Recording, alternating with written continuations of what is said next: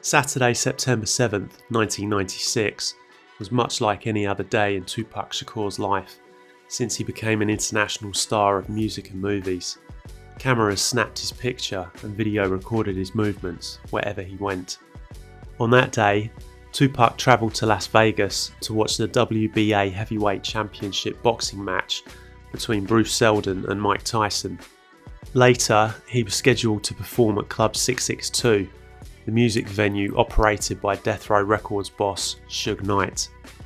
However, this day would be different because it would be Tupac's last day to enjoy the hectic but exciting lifestyle he had forged for himself before he was fatally shot, leaving him to spend the final 6 days of his life lying in a hospital bed before he sadly passed away from his injuries on Friday the 13th of September.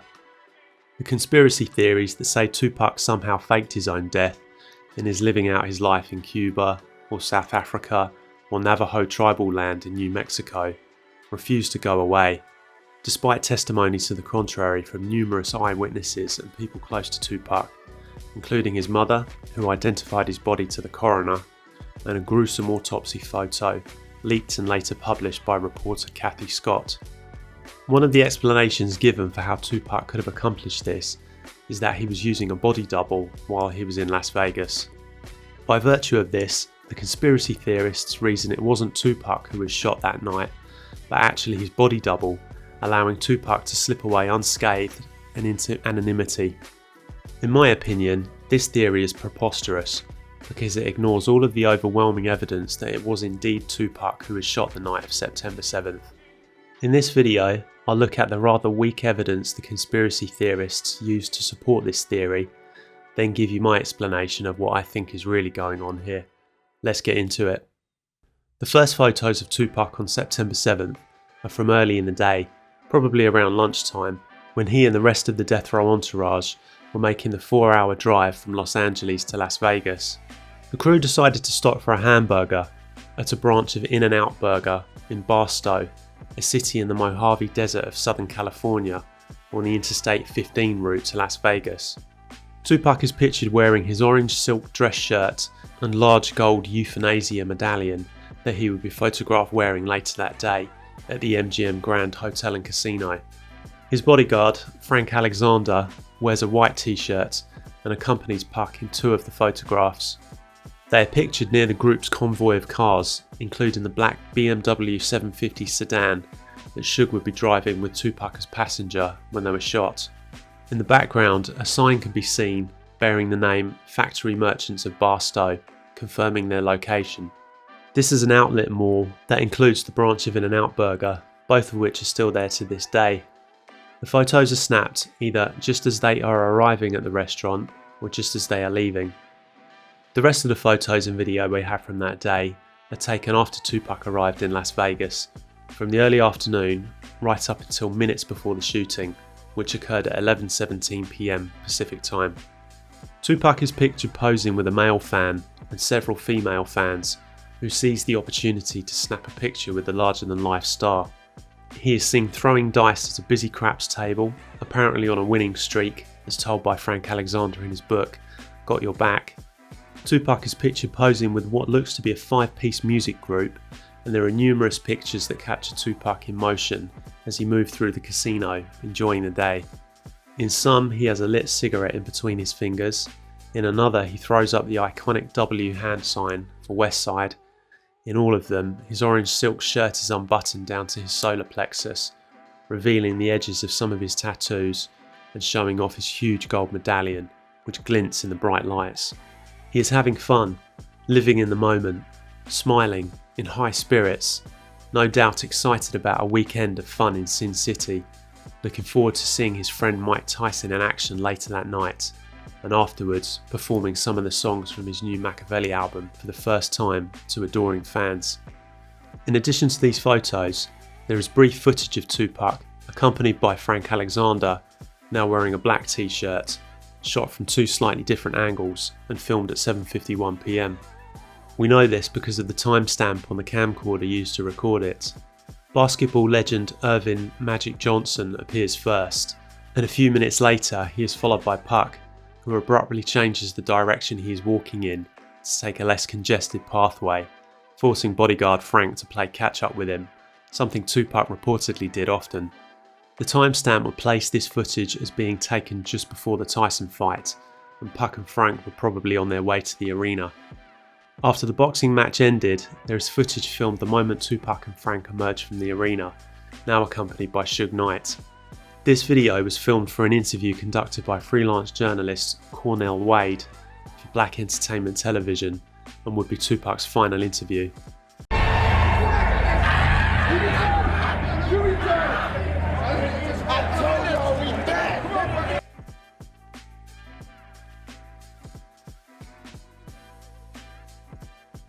Everybody that go to jail come out, they got good luck. It captures an ecstatic Tupac, overjoyed that his friend Tyson was triumphant in the ring. He screams in jubilation and excitedly asks the interviewer, "You'll see that? 50 punches, I counted them." Suge pulls Tupac away from the camera and Puck finishes the short interview by saying, "Everybody that go to jail, come out, they got good luck." This would be an extremely ironic statement considering what would happen to Puck just a few hours later. Tupac is hyped up, electric with energy.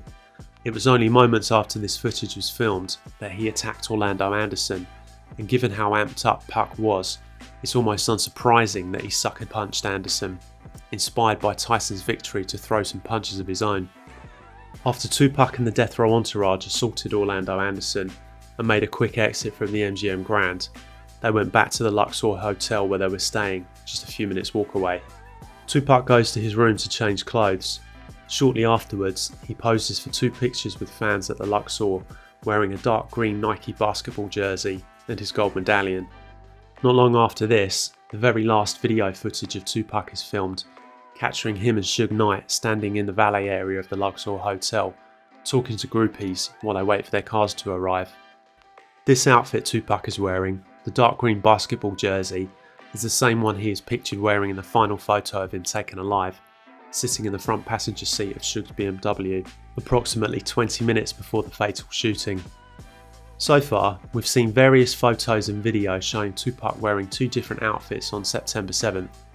Now, let's look at 2 pieces of supposed evidence the conspiracy theorists used to argue Puck had a body double with him that day. I'll start with the weakest first. Let's take another look at the camcorder footage filmed at 7:51 PM. For a few seconds, we see a black man with a similar height and build to Tupac, with a bald head and wearing a similar outfit, standing very near to where Tupac passes by.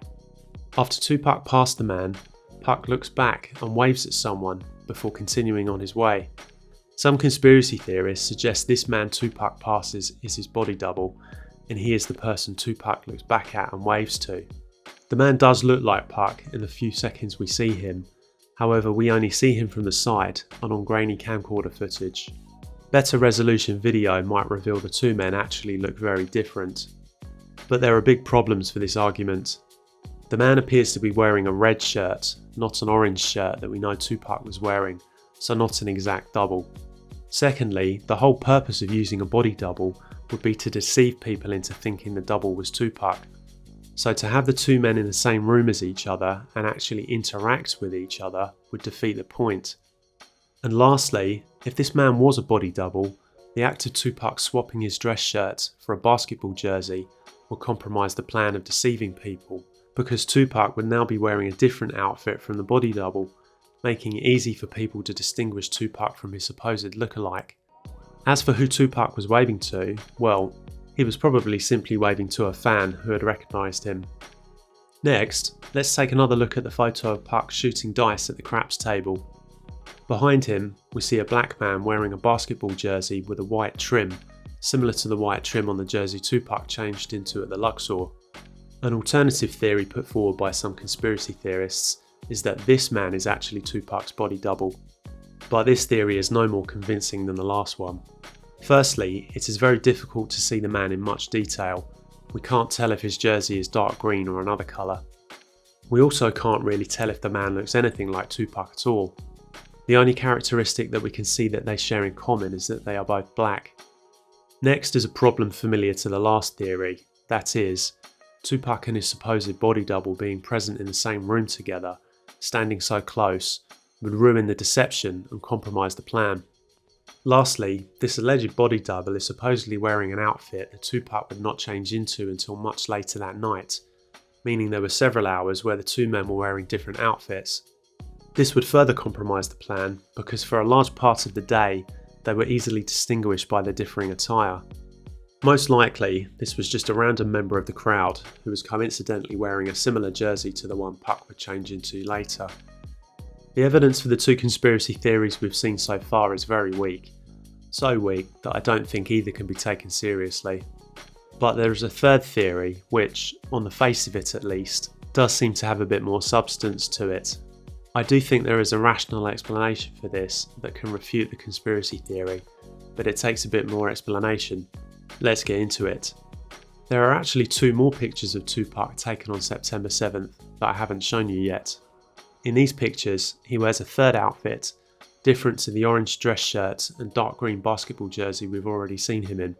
In these two pictures, Tupac wears a white Pelle Pelle shirt with sand-coloured sleeves. We know these were taken on September 7th because the clearer image of the two has a digital timestamp on it with that date, and shows Tupac standing in front of one of the Egyptian murals that adorn the walls of the pyramid-shaped Luxor hotel where he was staying. The second photo is grainier, but provides a full shot of Tupac's upper body, showing the Pelle Pelle logo on his shirt and him holding the broken chain of his medallion. We know from Frank Alexander's account of the night's events in Got Your Back that Tupac's chain broke during the Orlando Anderson beatdown. We also see evidence of this in the MGM security camera footage taken of Tupac immediately after the beating. The video captures Tupac marching out of the hotel, no longer wearing his medallion. So these two photos place Tupac in the Luxor Hotel on September 7th, immediately after the Anderson beating.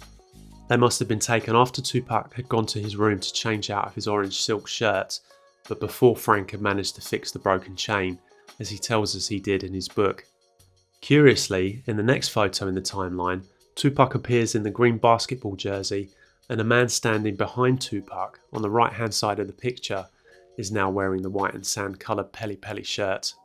This man can also be seen in the last ever video footage recorded of Tupac in the valet area of the Luxor. The video shows Tupac and Suge Knight surrounded by groupies as they wait for the valets to arrive with their cars.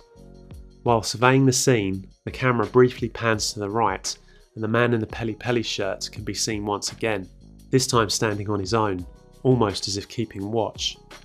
We see from this footage he is a black man with a bald head with similar height and build to Tupac. Some conspiracy theorists say that this man is the proof that Tupac had a body double with him in Las Vegas.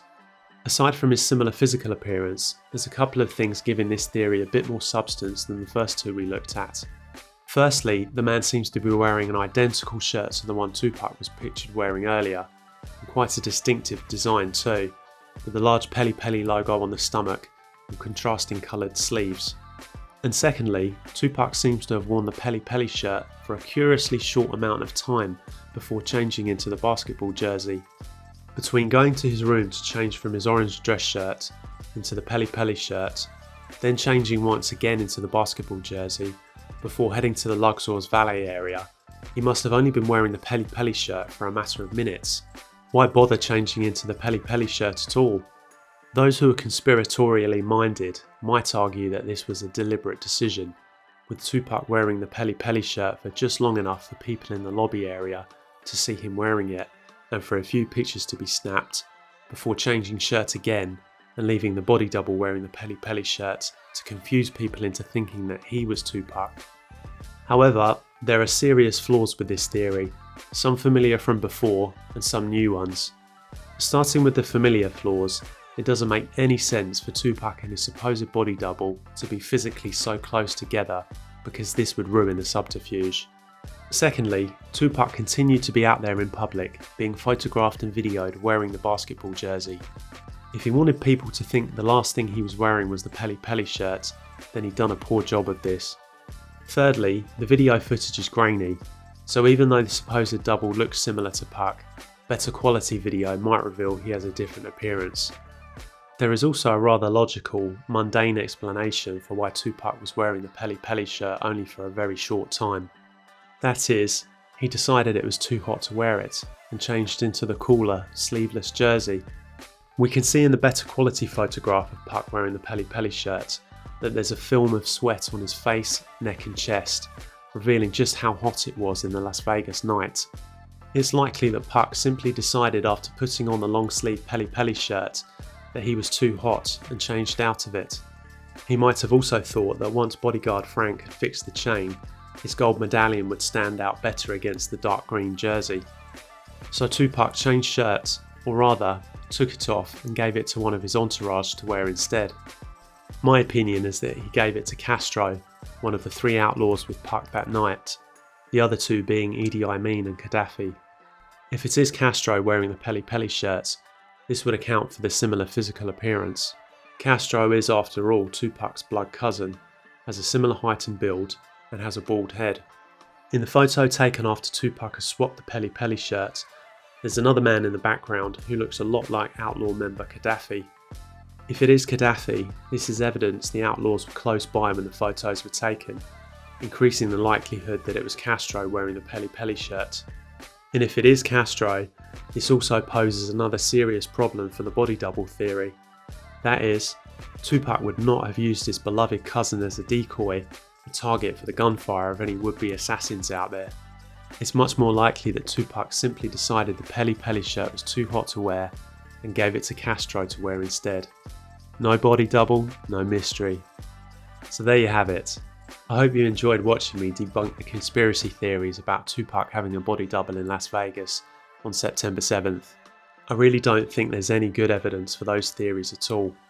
Let me know what you think in the comments, and let me know what other topics you'd like me to cover on this channel in the future. Thanks for watching, and bye for now.